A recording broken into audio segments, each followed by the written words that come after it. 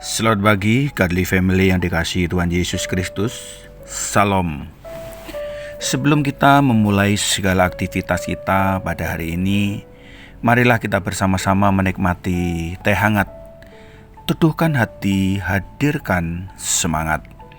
Firman Tuhan memberi semangat pada pagi hari ini. Kita ambil dari Ratapan pasal 3 ayat 24 sampai ayat yang ke-26. Demikian firman Tuhan, saya hendak membacakannya buat kita semua. Tuhan adalah bagianku, kata jiwaku. Oleh sebab itu, aku berharap kepadanya. Tuhan adalah baik bagi orang yang berharap kepadanya.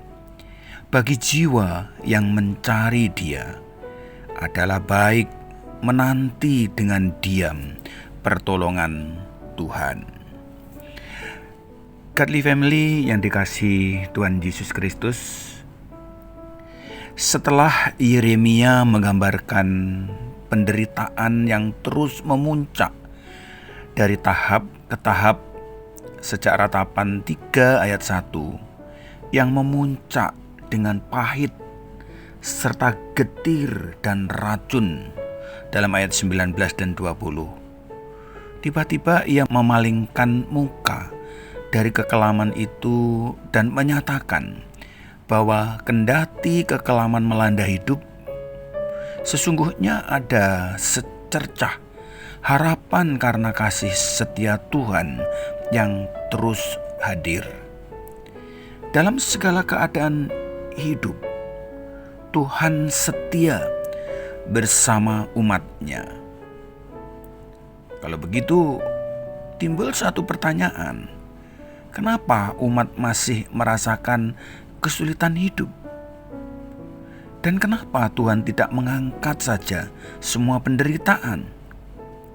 Yeremia memberikan jawaban di ayat yang ke-26, adalah baik menanti dengan diam pertolongan Tuhan. Tuhan tidak senang melihat umat-Nya menderita. Tetapi manusia membutuhkan tekanan itu bagi kehidupannya. Senada dengan 1 Petrus pasal yang pertama ayat 6 dan 7. Bagian Alkitab ini pun hendak menyatakan bahwa penderitaan dan kesulitan hidup adalah bagian yang esensial dari pembentukan karakter manusia. Godly Family yang dikasihi Tuhan Yesus Kristus, di dalam ayat yang ke-26 sampai 29 menggambarkan proses pematangan yang dialami seorang muda ketika ia mengalami kesulitan hidup. Sedangkan ayat 32 sampai 38 dalam teks kita hari ini menggambarkan proses yang tidak nampak yang terjadi dari pihak Allah.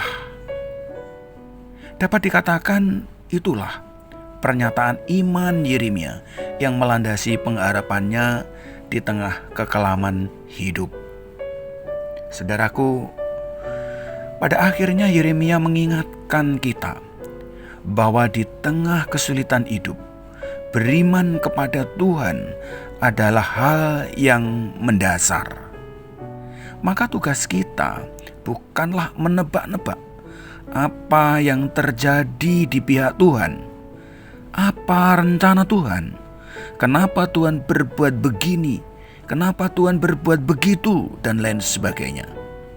Yang terpenting adalah jangan melumpuhkan diri dengan mengeluh tanpa henti. Sebaiknya kita berefleksi, merenungkan kembali siapa kita dan bagaimana kita hidup di hadapan Tuhan. Kita juga harus berserah kepada Tuhan, sehingga Ia bisa memakai apapun yang kita alami untuk membentuk karakter kita, hingga semakin memuliakan nama-Nya. Amin. Mari kita berdoa. Terima kasih Bapa untuk kebenaran firman-Mu pada pagi hari ini. Biarlah melalui firman-Mu ini kami boleh diajarkan untuk kami menyadari betapa kelam hidup kami dan layak dihukum di hadapan Tuhan. Namun oleh karena kasih karunia, anugerah-Mu di dalam Yesus Kristus, kami memperoleh pengampunan. Terima kasih Bapa. Inilah doa permohonan kami di dalam nama Tuhan Yesus Kristus. Kami berdoa. Amin.